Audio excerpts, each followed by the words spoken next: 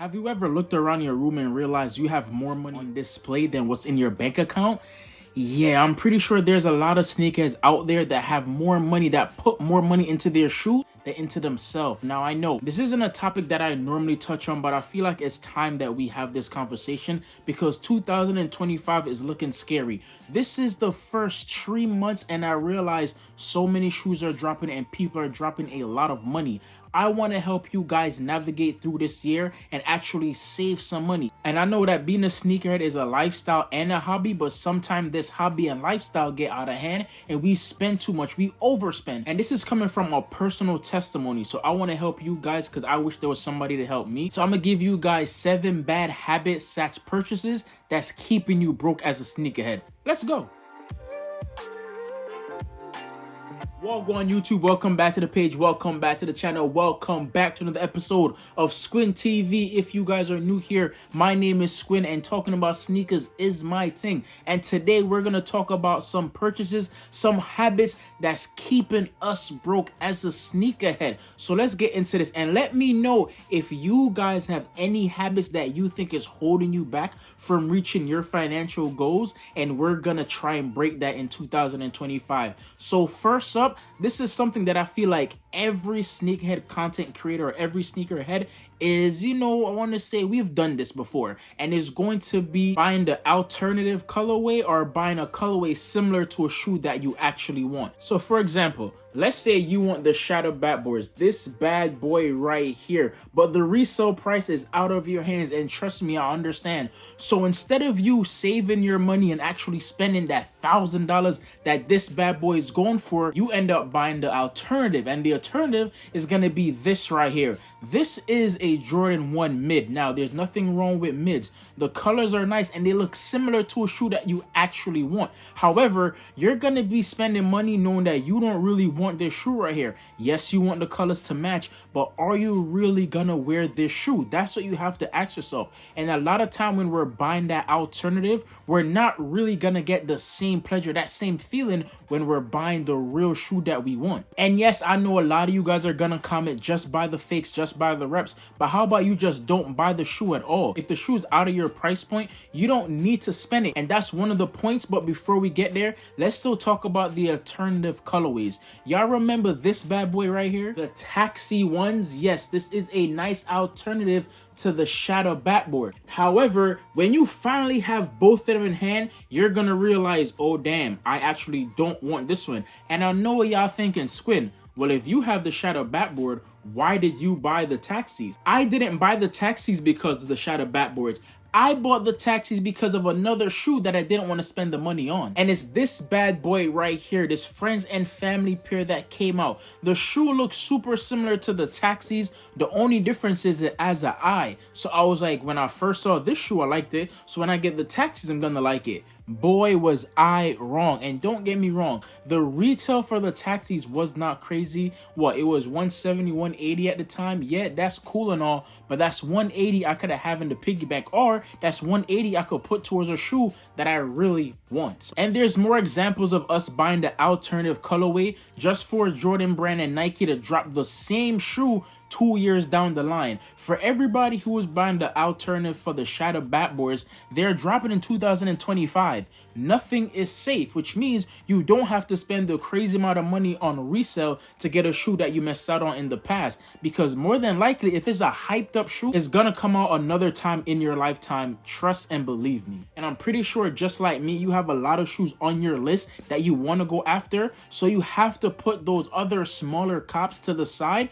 so you can focus on the real shoes that you want, or just save some bread. And just like buying the alternative shoes, doubling up is actually a waste of money. Now, don't shoot the messenger. I'm just letting you guys know that sometimes it really doesn't make sense. For example, and hear me out, let's say you bought 2 pairs of the Bread 4s, right? You want to keep one on ice, keep it dead stock, so when it's time to pop out a new pair, you're good. But let me ask you a question. With all the shoes you have in your collection, look at me. Look at all these shoes behind me, right? All these shoes right here, you think I'm gonna be wearing my Bread 4 over and over and over to the point that they get that cooked that I'm gonna need a brand new pair within a month or two? I don't think so. If you have over 100 pairs of shoes, there's absolutely no need to double up, because let me know if you're gonna really wear that first shoe over and over to the point that you cut them. I highly doubt it. And I know there's some people who say, nah, I just keep it in the tuck just in case Jordan don't bring it back out. Have you seen what they've been doing? There's a pattern to when they drop certain shoes. Yes, there's certain shoes they haven't brought out in a while, like 10 years. I get that. But every other shoe that I see people double up on is like, bro, you don't need to, because you're not going to cut them that much. Now, let's say you going to keep a double up, right? You have 2 pairs of shoes. If you're wearing the first one and they're not that bad, and then you forget that you have a double up, you know what's going to happen to the other pair is going to crumble because you're not wearing it. So let's say you're wearing that first pair for over 5 years straight. You're doing your thing and they get dirty. You're going to bring out that fresh DS pair. But let me ask you a question. If a shoe is sitting for 5 years unworn in the back of your closet, what do you think is gonna happen? Depending on the temperature of your closet, that shoe is gonna crumble. That shoe is gonna start separating. So now you just waste your bread. You now paid over $500 for 2 shoes and you only wore 1. That sounds like you paid resale. Now, I'm not saying don't pay resale, but you understand what I'm saying, right? You was lucky enough to get 2 of these shoes for retail. You put 1 in your closet. You forgot about it because you're going to bring it out later on. But then you bring it out and it's crumbling. How many videos have you seen when people say, oh, I forgot that I have this? They open the box and it's like,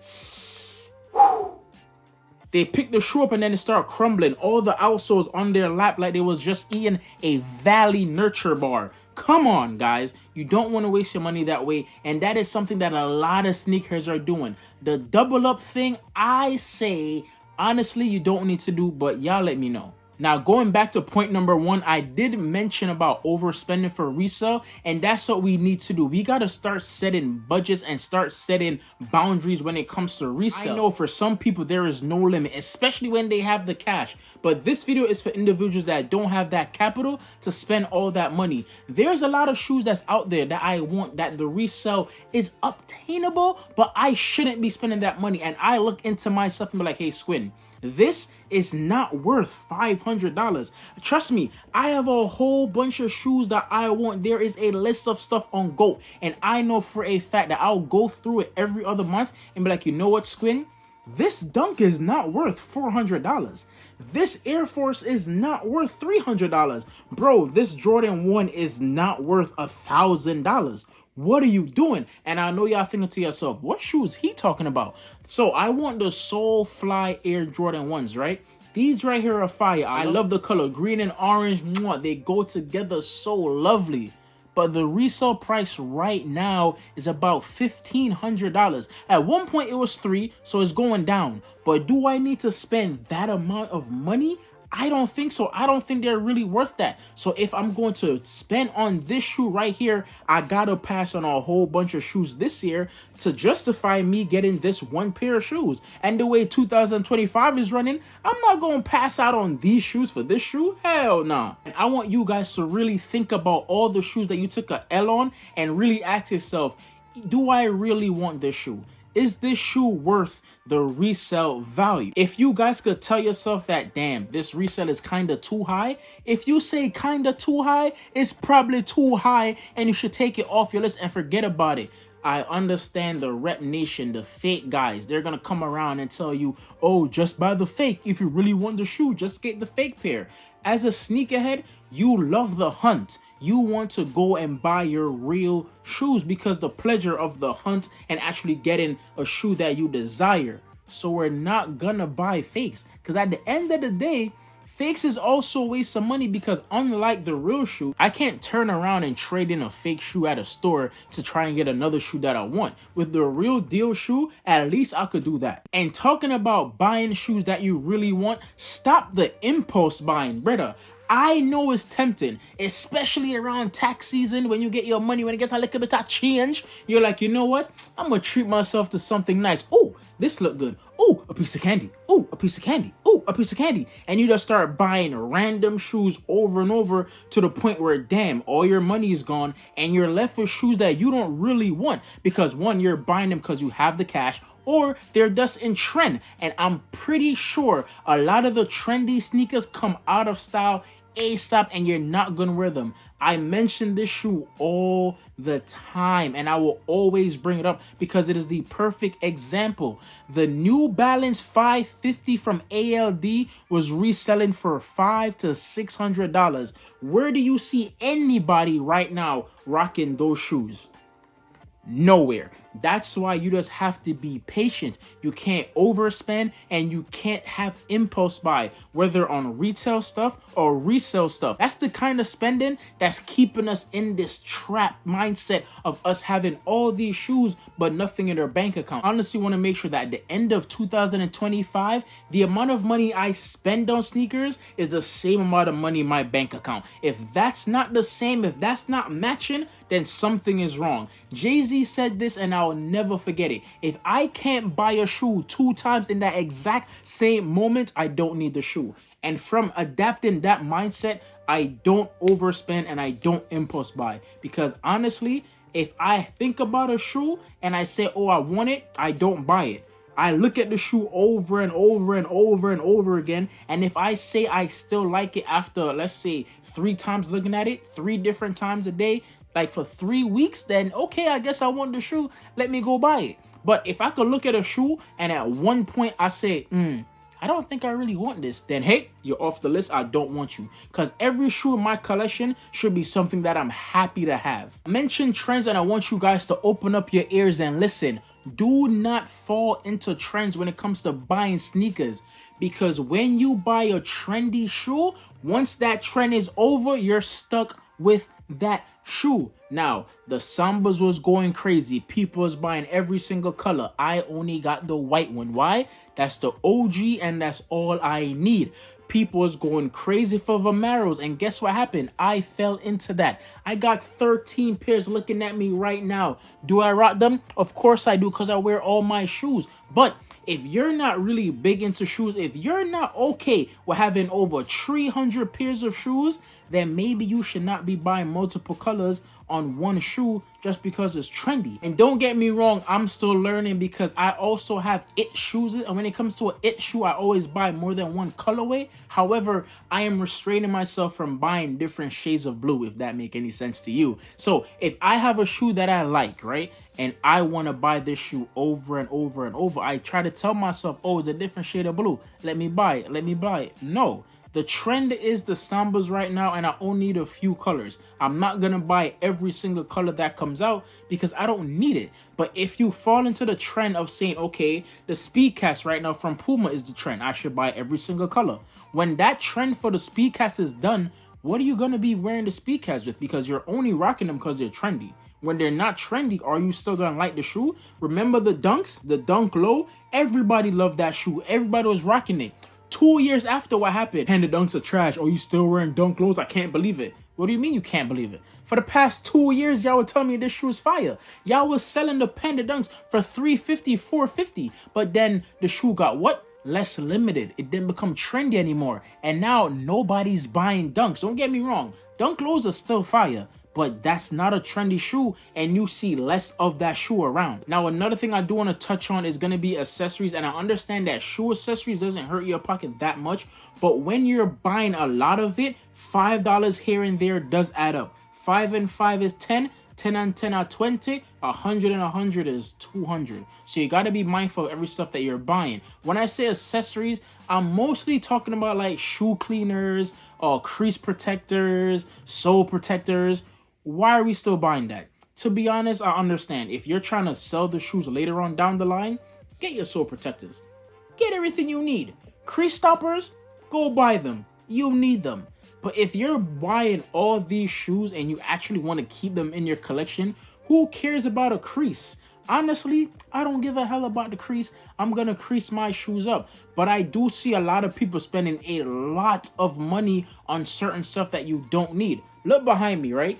These bad boys are amazing. I love my acrylic drop front boxes. However, they are pricey. They cost about $150 for 10. So if you guys don't have a lot of shoes, or if you have a lot of shoes, then maybe you don't need this behind me. Maybe you need something cheaper. I am a big fan of telling you guys to buy something cheaper. Now, unlike the alternative sneakers, buying an alternative shoe protection case or only a display case makes more sense, because these are gonna last you forever. The plastic ones from the Container Store are gonna last you good too, and the other cheap ones that they have on Amazon is still gonna last you a good while. So if you don't need to spend this type of money, you don't have to. Now, last but not least, this is one thing that's definitely gonna keep a lot of people broke if they don't do it properly, is gonna be the payment plans. I am the king. Don't get me wrong, I am the king when it comes to affirming a piece of shoes. Brother, a shoes cost $300? Huh? Put it on a 3-way plan right now, because I'm not spend nothing right now. I'll pay that next month, and it's cool and all, but it's how you do it. Do you take your time, or are you buying multiple shoes on multiple different payment plans, which makes your one payment for that month actually greater than the whole shoes altogether? For example, so let's say I bought this shoe. Let me talk about a shoe. Boom. Let's say I bought this shoe right here. This is the De La Solos, right? A beautiful classic, which is now a rare shoe that's going for over $400 to $500. Now, you don't want to spend your $500 right now, so you go link a firm give you a nice loan and say, oh boy, era. You have 3 months to pay this off. Do your thing. So now you're only paying a fraction of the price, right? That's cool and all. But what if you also saw this bad boy and decided, I got the De La Solos, let me just buy the De La Sol highs. And then you use Afterpay. And Afterpay tell you, you know what, brother? Wallace, here's a little change. Do what you gotta do. Pay us back every 2 weeks. You got this. You're telling me that now you have a loan out for $300 and let's say $400. How much is 3 and 4? That's $700. That means you have to pay at least $2 something every month. Is going away down the drain. What I tell people to do is when they do the payment plan, because I understand sometimes you can't afford it right now, but you really want it and you're okay with a payment plan, buy one at a time. That's how you do it. That's how you secure yourself. Or just use your credit card. It's the same thing. And I do understand that some people don't have the credit card to use, so that's what they're using the payment plan, like Affirm, Carla, Cardna, and then Afterpay, QuadPay, all those nice stuff, PayPal credit and all that good stuff.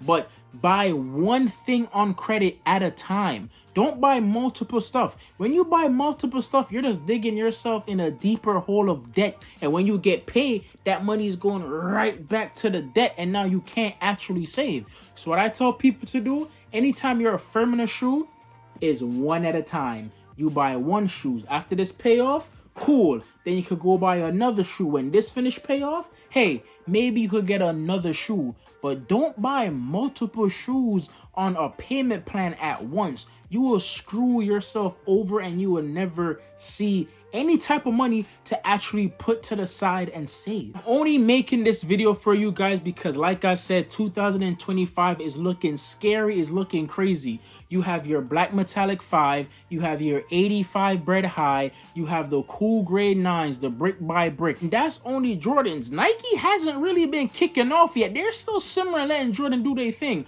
When Nike pop off, when New Balance collabs come dropping off, a lot of y'all love Asics, y'all love Salmons. When all these other brands decide to up the notch on us, we're gonna need the bread. And if you guys aren't buying these shoes right now in the first 3 months, that means you should have money put to the side and you should be good. There is no way that you guys are actually looking around like, damn, can I buy this? Can I afford this? How can I eat later? Damn, I gotta make sure that I have boom, boom, boom, zay. There's no need to worry if you're saving some of your money. If you guys want to know a trick that I do that you guys might benefit from, anytime you enter the sneaker raffle and you take a L, take that money out of your account and put it in your savings account. Trust and believe me, that money was gone anyway. Because in reality, it is. You was gonna either use that money to buy a shoe. You took a L, think about that L like, damn, this is my lesson. Let me take that money that I was gonna spend anyway, put it in your savings account or go invest it in something. Put that money in a savings account that has a high interest rate that's gonna give you back a lot of money. I've been doing that for a while, and it definitely helped me out. Anytime I take a L in a shoe, that money is going into a savings account because that money is gone anyway. That's how I look about it. I'm going to get the shoes, or I'm going to save some bread for later. And I save that bread for later releases, for a girl that you want down the line. Think about it that way. You have money put aside now for upcoming shoes. Because if you leave that money in your checkers account, you're going to spend it on some impulse buy because you have money saved around because you took a L. So now you just feel like, okay, I'm going to buy this random pair of Asics because, hey, I have the bread. No, let's not do that. Now, just to end this video with a summary, I was never calling you guys broke as a sneakerhead because I'm a sneakerhead too, and I made this mistake in the past. So I just want you guys to learn from my own mistake. All those 7 bad habits that I mentioned was habits that I've done in the past. And when I look back, it's like, damn, if you guys been here, then you guys know last year, not last year, the year before last, I spent over $10,000 on sneakers. Did I have $10,000 in my account when I went to check? No. And I looked at myself like, brother, you're wild and you need to stop that. What you are do? And that's why I buckled down. So last year I didn't spend that much amount, thank God. And this year I have the same mindset. I'm not gonna spend more than my needs. I'm not gonna go above my needs. If I miss out on a shoe, guys, and I see the resale value is literally out of my budget, I'm okay. I'm taking the L. Right now, the cool grade 9s are going for about $300. I don't want to spend that, so I'm not going to spend that. If I come across them for retail, amazing. I'm happy. The most I'm spending on those shoes is $240 flat. Shipping and handling. That's it. You're not getting the extra money from me. The shoes retail for $210. After tax, that's what? $220. I'm giving you extra $20. That's all I got in my name, bro. Because those shoes, I really want them, but I don't want them that bad to the point that I'm spending over $300-400 on them. To each their own. Let me know if there's a shoe that you won't spend the resale for, no matter how bad you want that shoe. And if I get a lot of comments like that, I'm going to show you guys my top 5 sneakers that I really want, but the resale is way too high, and I would never obtain those shoes unless they get a restock or a new retro, or I'll hit the lottery, because there's no way I'm spending that amount of money on shoes, even though I love them. And once again, I'm not buying fakes, so don't tell me that in the comment section below. But yo, that's it, guys. Love, manners, and always respect. I hope I didn't hit a nerve with this list right here. I'm just trying to make sure that you guys have a lot of money saved up by the end of 2025, because 2026 is going to be another crazy year. And if we have money left over from 2025, we can use the 2025 money to buy 2026 shoes, which means we're not really spending any money that we gained in 2026. Which means I'm just free.